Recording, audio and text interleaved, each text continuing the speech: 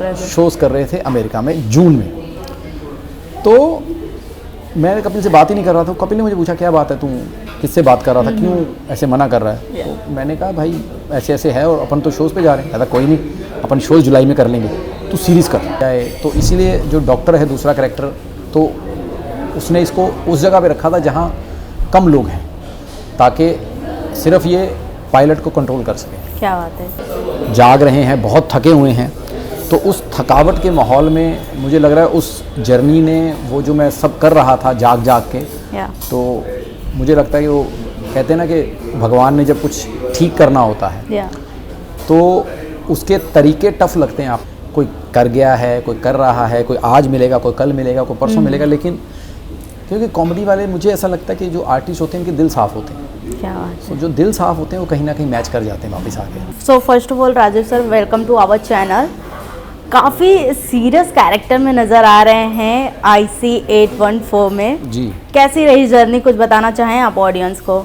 बहुत बड़ी जर्नी थी, बहुत ये कह सकते हैं कि इंटरेस्टिंग जर्नी के साथ साथ मैंने वेट बहुत किया है, क्योंकि मैंने इसको शूट किया था 2023 जून जुलाई में, और मैं ही जानता हूँ कि कैसे मैंने इसको शूट किया था, क्योंकि सेम टाइम पे मेरे शोज़ चल रहे थे कपिल के साथ। हम वर्ल्ड टूर पे थे, तो अमेरिका में शोज़ चल रहे थे, तो मैं फ्राइडे सैटरडे अमेरिका में शो करता था, वहाँ से संडे की फ़्लाइट लेके वापस आता था, यहाँ मंडे से शूट करता था थर्सडे तक इनके साथ, फिर फ्राइडे मॉर्निंग फ़्लाइट लेता था, फिर मैं अमेरिका जाता था, वहाँ पे शो करता था, शाम को अगले दिन दूसरे शहर में शो करते थे, फिर वहाँ से फ़्लाइट लेता था, फिर वापस आता था। सो मुझे लगा उसने मुझे बहुत हेल्प ही किया है, क्योंकि जैसे कि कैरेक्टर की जर्नी थी कि बहुत थका हुआ था आदमी, अंदर 7 दिन आप जाग रहे हैं, बहुत थके हुए हैं, तो उस थकावट के माहौल में मुझे लग रहा है उस जर्नी ने वो जो मैं सब कर रहा था जाग जाग के, तो मुझे लगता है कि वो कहते हैं ना कि भगवान ने जब कुछ ठीक करना होता है तो उसके तरीके टफ लगते हैं आपको, लेकिन वो हो ठीक रहे होते हैं। राइट। 1990 का ये सीन दिखाया गया है, 1999 का सीन दिखाया गया है और रियल स्टोरी पे बेस है ये। सो मैं आपसे जानना चाहूँगी कितना चैलेंजिंग रहा राजीव सर आपके लिए?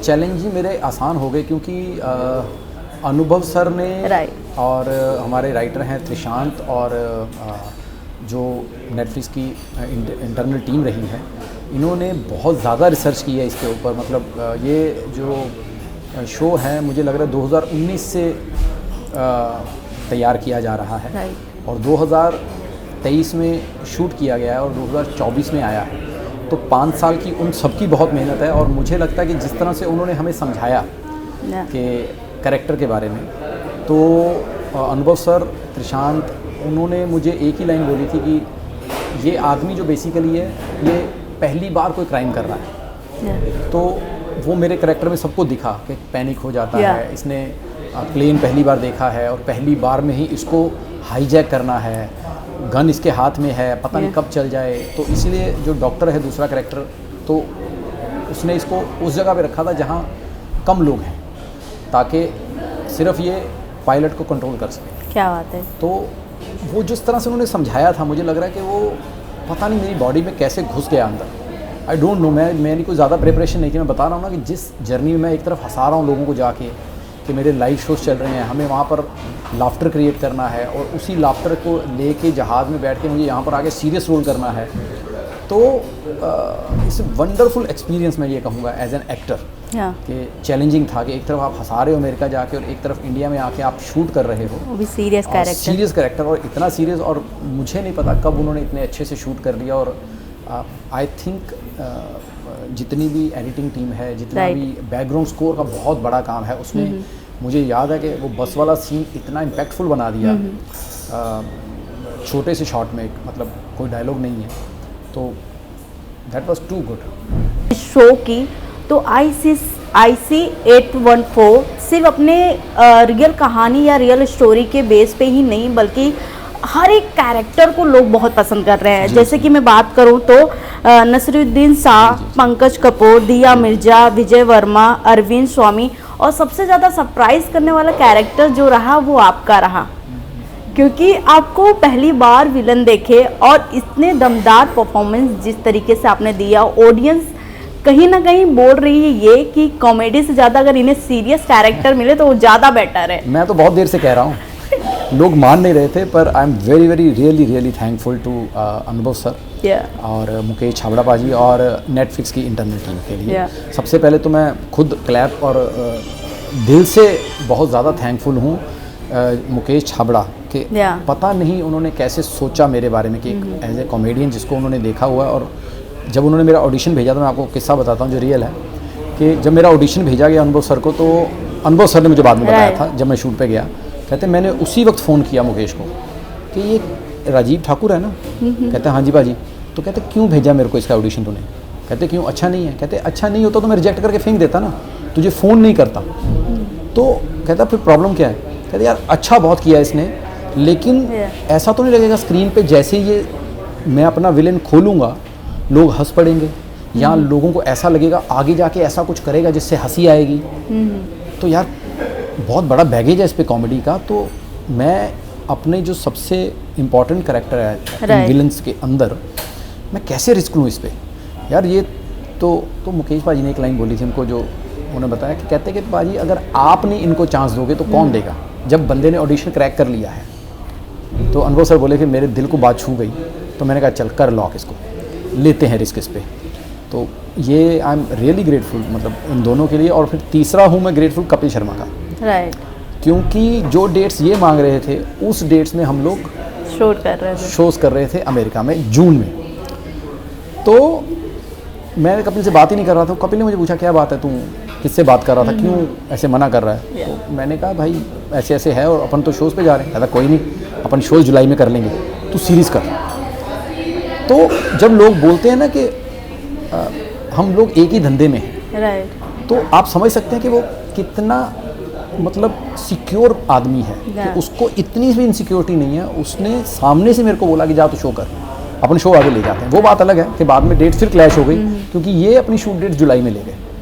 सो I have to work hard, के ऊपर मैंने लिखा था कि करना ही पड़ेगा तुझे ये हार्ड वर्क। तो लेकिन अक्सर लोग बोलते हैं कि यार अपने जो कंपटीटर होते हैं वो एक दूसरे को आगे नहीं बढ़ने देते, बट आई वांट टू से, क्योंकि लोग बहुत कपिल के बारे में बोला करते थे कि वो इनसिक्योर है इसलिए उसके शो में लोग टिकते नहीं है। ये है, वो बहुत सिक्योर आदमी है, वो तो हर आदमी को सपोर्ट करता है। ये जिंदा कहानी है आपके सामने कि किस तरह से उसने सपोर्ट किया है मेरे को, मतलब कि नहीं तो सीरीज कर अपन शोज आगे ले जाएंगे। सीजन 2 भी आ रहा है द कपिल इंडियन शो, और आप भी नज़र आ रहे हैं, गौतम सर भी नज़र आ रहे हैं। और ये कहीं ना कहीं जैसे कि आपने कहा कि दिलदार आदमी है कपिल शर्मा, और काफ़ी लंबी लड़ाई चल रही थी गुत्री के कैरेक्टर को लोग पसंद भी कर रहे थे। लड़ाई कोई नहीं थी, कभी कभी एक मिसअंडरस्टैंडिंग हो जाती है जो रास्ते अलग कर देती है। लेकिन मुझे पता है कि ये जो कॉमेडी के रास्ते हैं ना, जिधर मर्जी जाएं घूम फिर के ना फिर एक ही रास्ते पे वापस आते हैं। तो सब लोग कहीं ना कहीं वापस मिलेंगे, कोई कर गया है, कोई कर रहा है, कोई आज मिलेगा, कोई कल मिलेगा, कोई परसों मिलेगा। लेकिन क्योंकि कॉमेडी वाले, मुझे ऐसा लगता है कि जो आर्टिस्ट होते हैं उनके दिल साफ़ होते हैं। क्या बात है। जो दिल साफ़ होते हैं वो कहीं ना कहीं मैच कर जाते हैं वापस आके। लास्टली आपसे ये जानना चाहूँगी कि आपने मोस्टली बॉलीवुड इंडस्ट्री से हर किसी के साथ में परफॉर्म किया, अक्षय सर हो गए, चाहे कपिल शर्मा के शो पे मिले हों, उनके साथ कॉमेडी की हो। जब आपकी इस कैरेक्टर को लोगों ने देखा और पसंद किया तो किसका सबसे पहले कॉल आया और क्या कुछ बोले आपको? जो मतलब अनएक्सपेक्टेड कॉल्स थे उसमें Kumud Mishra sir, he is institution of acting. तो जब उन्होंने तारीफ़ की ना कि भाई तूने इतना वल्नरेबल शो कर दिया अपने आप को, उनको एक एक सीन याद था, ये तूने ऐसा किया। सो आई वाज फीलिंग प्राउड कि यार कुछ तो अनुभव सर ने मेरे से ठीक करा लिया। क्या बात है। तो फिर सबसे important, I am very very मतलब क्या बोलूँ मैं, दिया मिर्ज़ा मैम, उन्होंने इंस्टाग्राम पे मेरे को मैसेज किया। सो दैट वाज मतलब होता ना सुबह उठ के अरे मतलब दिन बन जाना, तो उनका आया। फिर अपना देवेंदु सर हैं, ये सब लोग एक्टिंग के बहुत बड़े लोग हैं। तो जब इन सबके मैसेज आए, फ़ोन कॉल्स आए, मेरे को गजराज राव सर का आया, सो देन आई फील कि नहीं यार काम ठीक हो गया है। क्या बात है। लास्टली क्या कुछ ऑडियंस से कहना चाहेंगे? मैं ऑडियंस यही कहना चाहूँगा कि जो प्यार आपने IC 814 में मेरे कैरेक्टर को दिया है और 15 साल से जिस तरह से कॉमेडी में प्यार दे रहे हैं, और मैं सच कहूँगा कि IC 814 में मुझे करीब करीब इतना प्यार लगभग 15 साल बाद मिला है। जब मैं नया नया टीवी पे आया था लाफ्टर चैलेंज में, तब इस तरह का भरपूर प्यार भर भर के मिला था मेरे को, और उसके बाद आज। So I am really thankful to everyone जिन्होंने IC 814 देखा, अप्रिशिएट किया, और जिन्होंने नहीं देखा है तो प्लीज़ देखें। और अगर कुछ बुरा लगता है तो भी मेरे को बताएं, अगर कुछ अच्छा लगता है तो ब्लेसिंग्स दें, एंड वही है, दुआओं में याद रखें। Thank you so much. Thank you.